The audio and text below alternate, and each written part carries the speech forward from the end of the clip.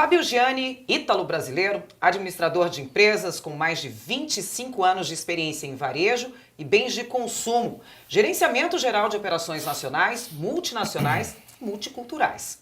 Ele também é diretor de várias subsidiárias de empresas internacionais no Brasil e na América do Sul.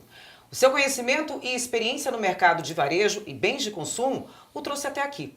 Fábio Gianni, seja muito bem-vindo, muito obrigada pela sua presença. Um prazer, Sandra. E eu já começo esse programa perguntando para você como é que foi essa experiência aí. Conta pra gente, eu falo aí um pouquinho da sua trajetória de 25 anos, mas eu queria que você pontuasse mais. Como é que tudo começou? Eu comecei basicamente há uns 25 anos atrás, mais ou menos. Um pouco por acaso nesse mercado, mas eu acabei sendo convidado pela Swarovski no Brasil. A princípio para entrar como diretor administrativo financeiro. Então eu comecei na empresa no final de 98. Nesse momento o nosso principal objetivo era consolidar o mercado brasileiro, era unificar. Nós já tínhamos vários clientes no país que atuavam de uma forma um pouco desordenada. E a ideia era criar realmente a filial brasileira, principalmente no que tange à identidade da marca. E foi um desafio muito bacana, depois de 2 anos atuando principalmente na área administrativa financeira, eu tive a oportunidade e a honra de assumir a empresa como um todo. Então, meu chefe na época foi alçado da América Latina e eu assumia o Brasil. Então foi uma experiência fantástica, no sentido que sentei dos dois lados da mesa. Então, tinha o lado da rentabilidade da empresa, o lado financeiro, tudo isso, e tinha também o grande desafio de desenvolver o lado comercial com um desafio mundial da marca de começar a abrir lojas próprias no mercado mundial e também no mercado sul-americano. Se refletia também no Brasil e na América do Sul, América Latina toda. Então foi um momento muito importante, nós começamos a abrir... Divisor de águas, né? Um divisor de águas, a marca abria mais de 120 lojas no mundo por ano. E nós aqui na América do Sul, América Latina, abríamos também muitas lojas. Então eu tive a oportunidade de abrir no Brasil, somente no Brasil, mais de 12 lojas, espalhadas pelo Brasil todo. E foi uma experiência muito rica na minha carreira. Mas você não ficou por aí só, né? Você estava fazendo a sua primeira entrada aí nesse mercado que a gente pode considerar, pode ser chamado aí, taxar de mercado de luxo, né? Sim. Essa foi só a ponta do iceberg. Foi a ponta do iceberg, uma experiência, como te digo, maravilhosa, a primeira nesse mercado. Depois de 9 anos, aí eu comecei a observar um pouco o mercado. Tive um convite também da Tânia Bulhões para desenvolver e para criar a marca de perfumaria da Tânia Bulhões. Foi um desafio também maravilhoso. Sai das joias, vai agora para perfumes, fragrâncias. Fragrâncias, perfumes, toda a parte de cosméticos. Uma experiência também maravilhosa no sentido de criar uma startup. Foi uma startup, nós criamos a distribuidora da marca no país. Estávamos preparados para ter várias lojas próprias e, enfim, conseguimos abrir do Rio Grande do Sul até Salvador lojas próprias, um segmento muito bacana. Ambicioso. Aí foram 3 anos, basicamente, de experiência.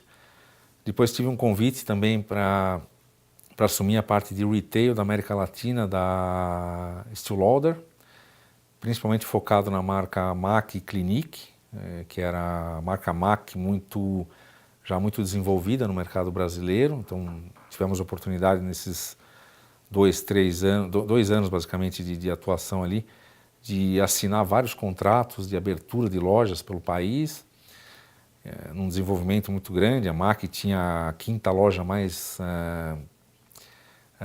que vendia mais, vamos dizer assim, em metros quadrados no Brasil. É mesmo? A 5ª loja das lojas que eles têm em todos os lugares, é aqui no Brasil. Por metro quadrado. Uau! Então foi um projeto muito bacana.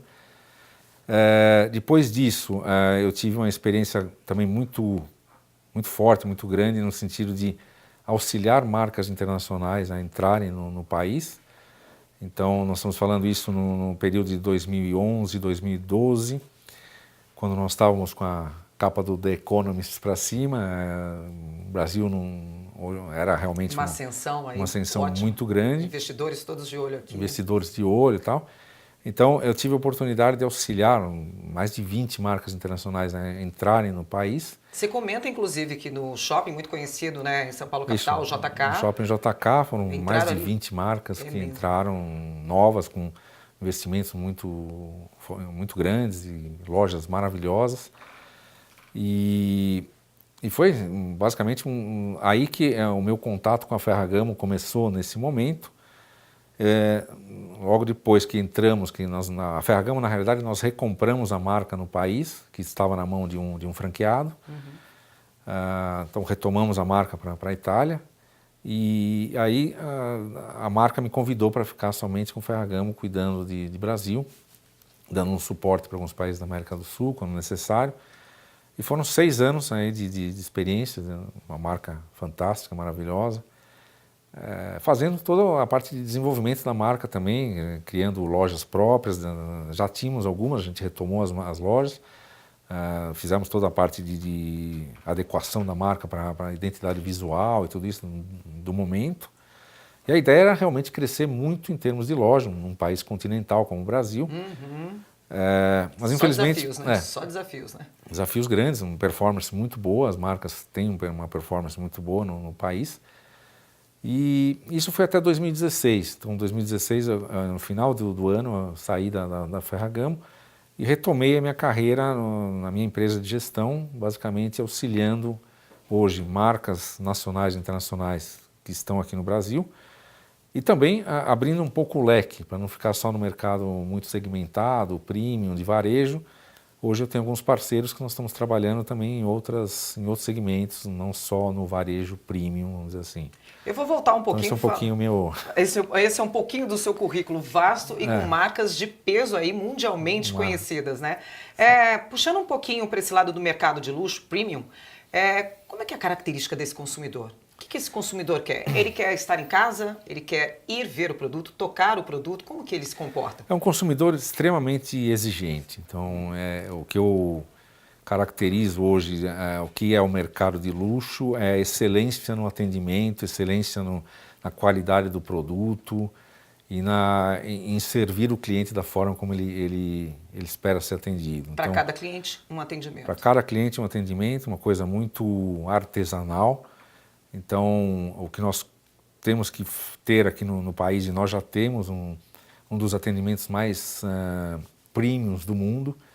Acho que o Brasil, talvez, acho que isso é até uma coisa que causa um pouco de surpresa, mas nós temos um atendimento fantástico no Brasil, em termos de que eu conheço o que a Silvia gosta, eu sei o que o seu marido gosta, quando ele precisa ganhar um presente, quando é o aniversário dele. Incrível! Então te dou toda uma assistência, olha, mando no seu escritório, hoje, amanhã é aniversário da sua mãe. Olha, as sugestões para você presentear são essas. O que você acha? Certeiras, que eu te mando? Né? São sugestões certeiras, então, não é de 10 que vocês me indicam como é o acerto. Assim, todas são... Todas muito... Porque a gente conhece, a gente tem um CRM fantástico, a gente quer conhecer o cliente, precisa conhecer o cliente muito bem para poder fazer a diferença, basicamente. Então esse é o atendimento, isso é o que ele espera no atendimento no Brasil. Porque é um cliente assim que compra no Brasil e compra lá fora também. Ele sabe como é que é o atendimento lá ele e sabe, cá, né? Exatamente. Não, aqui tem que ser diferenciado para que ele continue comprando aqui, né? Quanto que esse mercado movimenta em dinheiro? Dá para mensurar isso? Em números assim maiores, o mercado de luxo no mundo movimenta em torno de 300 bilhões de dólares. Uau! É um mercado extremamente forte. E nós estamos falando no Brasil em torno de 6 bilhões de dólares. É um mercado... E é estável? Não é um mercado estável, é um mercado que tem um crescimento... nos últimos anos, a gente tem tido um crescimento de 45% ao ano. Tá? Mesmo com todo esse quadro, esse cenário que a gente vem enfrentando. Cenário de incertezas. São marcas que performam muito bem, em termos de vendas, em termos de resultado. Agora, o que a gente precisa nós temos um país continental, a gente precisa de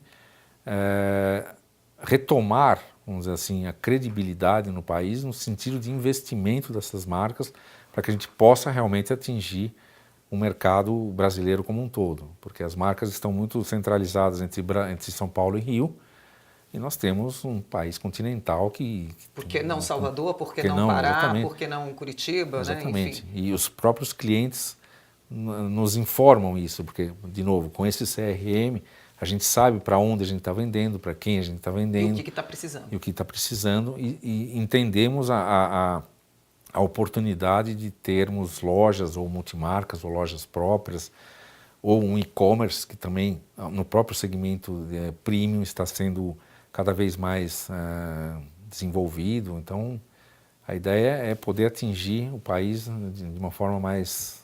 Estou curiosa aqui, Fábio. Você está falando, está me levando a pensar em... Como é que é o... Você me falou um pouquinho aí que o atendimento é primordial, é específico, é customizado ali para o cliente, que esse é um cliente exigente. Mas eu queria saber, por exemplo, de comportamento desse cliente. Não sei se eu vou te perguntar algo que é tão surreal assim.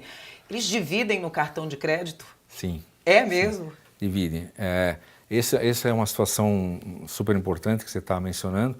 É cultural no Brasil o parcelamento. Então, essa é uma coisa que só existe aqui, praticamente só existe no Brasil. É bom ou ruim? É muito bom, Tá. é muito bom. É uma forma também, todo mundo sabe, o Brasil tem uma carga tributária enorme. Então, esses produtos acabam tendo um sobrepreço no Brasil, se comparados com Estados Unidos e Europa. Nós estamos trabalhando muito nisso, as marcas estão trabalhando muito nisso para minimizar esse impacto, mas é uma diferença de preço. E o parcelamento acabou sendo uma situação cultural. Então, hoje, todas essas marcas têm, ou de forma sazonal ou direto, um parcelamento envolvido. E o parcelamento, o importante aqui, é para todos. Quer dizer, todo mundo já, de novo, é cultural. Uhum. A pessoa chega na loja, até às vezes para compensar essa diferença, porque são pessoas que têm acesso ao mundo, né? Então viajam várias vezes ao ano e tal.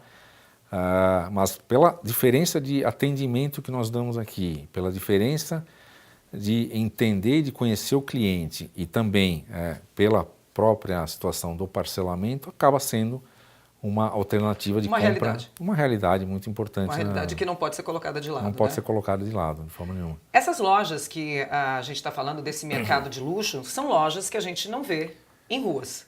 Não normalmente aqui no Brasil. São lojas que ficam dentro de espaços, dentro de shoppings, dentro de centros comerciais, enfim. Essa é uma característica. Essa é uma Se quiser comprar em loja de luxo, tem que estar dentro de algum lugar. E por quê?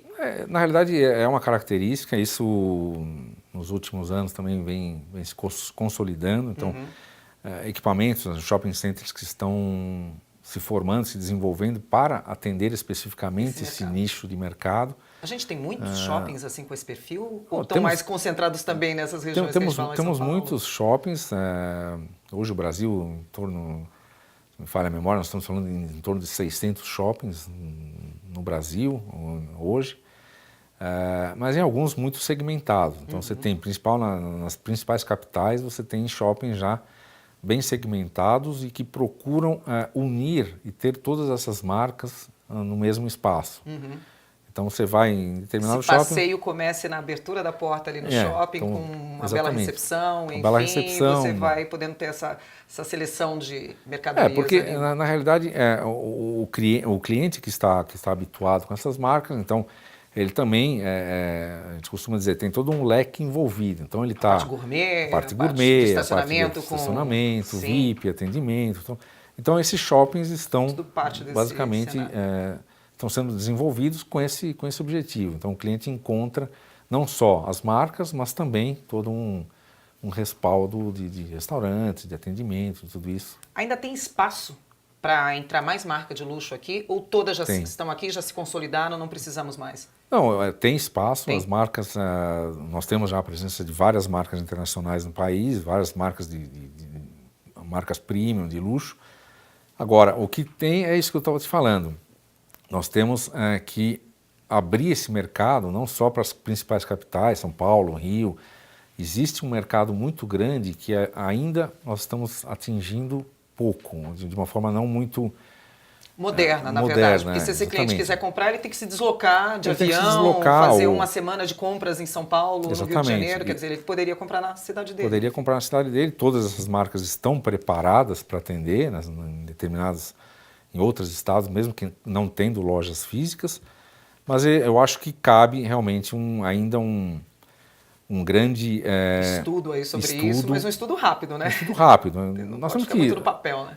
acabar ter realmente a credibilidade de volta, né, no nosso país, para que a gente possa realmente voltar a ter o investimento que a gente teve até 2012, 2014, vamos dizer assim. Na sua opinião, não sei se você tem assim de bate-pronto, só estou pegando você aí no susto. Qual marca que você conhece lá fora e que acha que falta aqui no Brasil e que ainda não chegou? Tem muitas? Tem muitas. O que você acha? Fala assim, essa Silvia, tinha que estar no Brasil, tinha que estar no Brasil. Acho que seria injusto se eu mencionar uma ou outra aqui. Eu acho que nós temos já várias marcas, muitas delas já muito consolidadas no país, mas tem várias que ainda, eu diria que as próprias marcas que estão poderiam estar de uma forma muito mais pegando todo o mercado, todo o território nacional que ainda a gente não está. Então a gente percebe, até mesmo pela quantidade, mais ou menos essas marcas que estão no país hoje, Silvia, elas representam em termos de consumo, quer dizer, o brasileiro, em torno de 5 a 6% do consumo mundial delas. Ou seja, é um percentual muito significativo. Sim, um belo filão.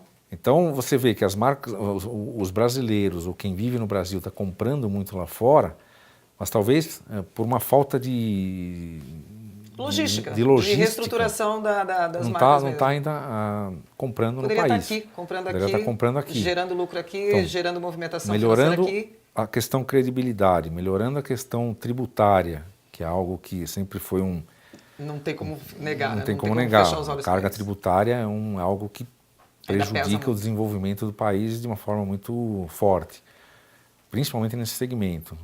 Então, eu acho que existe ainda um bom caminho aí de desenvolvimento para essas marcas. Fábio, super boa a sua conversa aqui com a gente no nosso programa, super instrutiva, informativa. Eu agradeço a sua presença aqui, a sua colaboração aqui, de ter contado aí algumas dicas para a gente. Muitíssimo obrigada. Eu que te agradeço, Silvia.